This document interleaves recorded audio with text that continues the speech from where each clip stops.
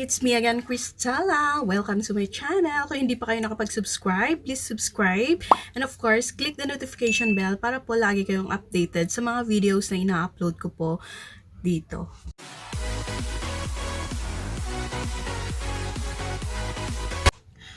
Okay guys, I'm making this video because I have another tutorial. It's about what are YouTube hashtag. Okay guys, so what are YouTube hashtags? So YouTube hashtag are tags added to the video titles and description that denote a video topics or category. So according to YouTube, hashtag can improve a video's discoverability on the YouTube platform.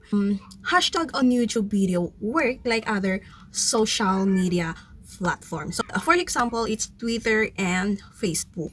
When you click on hashtag, it's take you to another post that also use that same hashtag. So guys, hashtag is very important to our YouTube videos.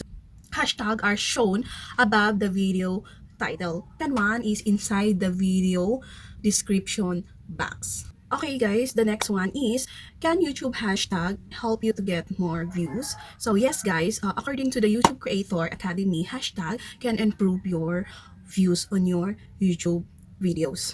Okay, so hashtag can help you get more views in 3 days. So first, hashtag can lead people to your video from other videos that use same hashtag. So for example, let's say you just uploaded a video about marketing and you added the hashtag marketing to the video.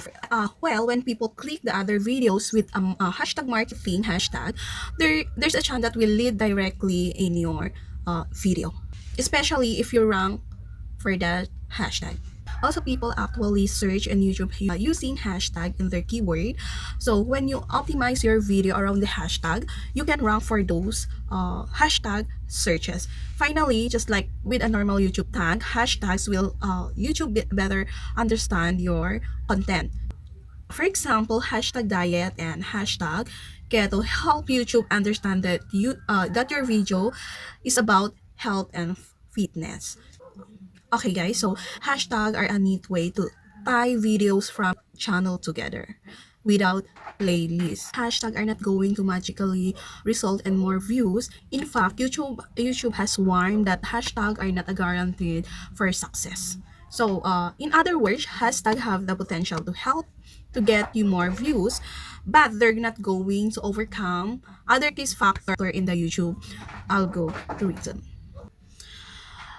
Okay guys, so thank you very much for watching, and of course I hope you have learned in this video, and please click the like if you like this video, and of course don't forget the subscribe and notification bell.